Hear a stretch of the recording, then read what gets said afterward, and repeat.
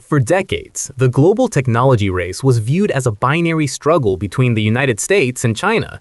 Silicon Valley built the software that defined the modern era, while Shenzhen became the world's hardware factory.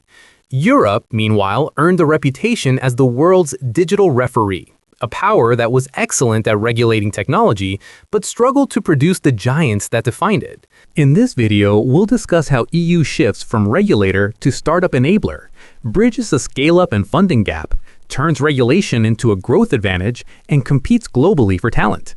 In 2025, the statistics were stark. Only a tiny fraction of the world's scale-ups were based in the EU, while the majority of European unicorns felt forced to migrate to North America to find the capital and market unity they needed to survive. However, entering 2026, a fundamental shift is occurring. The European Union has moved beyond mere regulation and has begun a massive structural overhaul of its economic engine. Through a series of aggressive policy shifts, the EU is attempting to transform from a fragmented collection of 27 markets into a streamlined, high-growth environment for the next generation of founders. The goal is no longer just to protect the consumer, but to empower the creator. The primary hurdle for European startups has historically been geography. While a startup in California has immediate access to 330 million customers under a single legal system, a European founder looking to expand from Berlin to Madrid traditionally faced a wall of 27 different tax codes, labor laws, and insolvency procedures. This fragmentation acted as a growth tax that killed many promising companies before they could achieve scale. A founder in Estonia would often find it easier to expand to New York than to Paris, simply because the legal overhead of the latter was too prohibitive. To solve this, the EU introduced the 28th regime. This framework allows startups to opt into a single harmonized legal status that exists above national borders. It is a parallel corporate law system designed specifically for the digital age. Instead of hiring 27 different legal teams to navigate disparate national requirements, a company can operate under a unified EU business identity. This is supported by the EU Business Wallet, a digital infrastructure that allows for instantaneous cross-border contracting and verification. By turning the single market from a political concept into a functional piece of software, the EU is finally offering its founders the same domestic scale enjoyed by their American and Chinese counterparts. This unification means that a software update or a new employment contract can be rolled out across the entire continent with a single click, rather than a year of legal consultations. Even with great founders, Europe has long struggled with a specific type of capital flight, the institutional hesitation. For years, private investors, particularly large pension funds and international venture capitalists, viewed Europe as a legal minefield.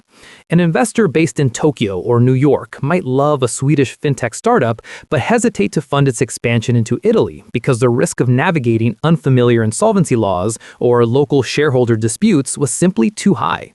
This led to the flipping phenomenon, where investors only agreed to fund European startups if they reincorporated as a Delaware C Corp in the United States. In 2026, the EU is addressing this by building what experts call a savings and investment union. At its core is the European Single Access Point, ESAP, a centralized digital library of financial and legal data. For the first time, an investor in Paris can look up the verified financial health and legal standing of a startup in Bratislava using the exact same format and standards. By standardizing investor rights across the bloc, the EU is effectively de-risking the continent. Furthermore, the newly enacted Listing Act has slashed the red tape for going public. By standardizing the requirements to join a stock exchange across all member states, the EU has made the exit for investors much clearer. If an investor knows they can easily take a company public on a pan-European exchange without navigating 27 sets of stock market rules, they are far more likely to write that first check. Europe has never lacked talent or deep tech expertise. Historically, European universities have been leaders in quantum computing, biotech, and green energy. The problem was the Series C gap. Once a company reached a certain size and needed tens of millions of euros to expand globally, European venture capital often dried up. This valley of death forced the continent's most promising companies to sell to US buyers or list on the Nasdaq, effectively exporting European innovation and tax revenue abroad. The solution has arrived through the evolution of the European Innovation Council, EIC, and the launch of the Scale-up Europe Fund. This is not a system of government handouts, but a sophisticated fund of funds designed to mobilize massive amounts of private capital from pension funds and insurance giants, pools of capital that were historically too risk-averse to invest in tech. Furthermore, the EU has adopted a mission-driven funding model. By launching advanced innovation challenges, similar to the US agency DARPA, the Union is now providing multi-million euro grants for moonshot technologies like physical AI and nuclear fusion. This shift ensures that the most ambitious scientific breakthroughs remain under European ownership as they move from the lab to the marketplace, providing the patient capital required for technologies that take a decade to mature. The EU's power to make rules, which people used to see as a problem, is now being used as a tool to help startups. The Digital Markets Act, DMA, has changed from a way to punish big tech into a way to help small competitors climb up. By requiring different systems to work together, the EU has forced giant companies to open up their platforms.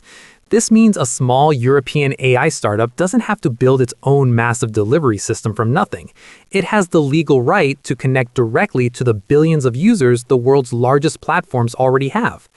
This makes the competition fairer, so a good product matters more than a huge marketing budget. At the same time, the EU has started using regulatory sandboxes. Because laws usually change slower than technology, the European Innovation Act lets startups in new fields, like self-driving cars, crypto finance, or new medicines, test their products in safe zones. In these zones, founders work directly with government officials to create safety rules as they go. This allows for real-world testing while being temporarily excused from certain rules, making sure that safety and new ideas grow together. Instead of being told no by a regulator 2 years after launching, founders get a yes if you do this while they are still building. This makes it much less risky for people to invest their money. In today's economy, money goes where the talent is. For years, Europe lost its best engineers to Silicon Valley because of higher pay and better stock options. To fix this, the EU launched the Blue Carpet Initiative. This program focuses on 3 things tech workers care about: ownership, movement, and speed. New rules have finally made the tax laws for startup stock options the same across all EU countries. In the past, many European countries taxed these stocks as soon as they were given to an employee, which could be a financial burden. Now, they are taxed only when they are sold, making it possible for early employees to actually get rich when their company succeeds. Also, a new fast-track startup visa lets founders and skilled engineers move to Europe in just 30 days, skipping the years of paperwork that used to get in the way. Finally, a program called Lab to Unicorn has made it easier for university researchers to turn their inventions into companies. By making the rules for owning ideas simpler, a scientist can now become a CEO in a few weeks instead of being stuck in university paperwork for years. In the changes of 2026 show that the European dream for tech is no longer about moving to the United States. It is about staying in a new, unified, and fast-moving European market. The continent is stopping its habit of just buying technology from other countries and is becoming a leader that creates global solutions. By fixing messy laws, helping companies find money to grow, and attracting top talent, the EU is changing its future. It is no longer just a referee that makes rules. It is a top contender for the best startup environment in the world. The message is clear. Europe is open for business, and the next giant companies are already being built on European soil. If you found this breakdown of Europe's technological pivot insightful, please consider liking the video and subscribing to the channel. We release deep dive reports like this every week to help you stay ahead of the curve in global tech, economics, and AI.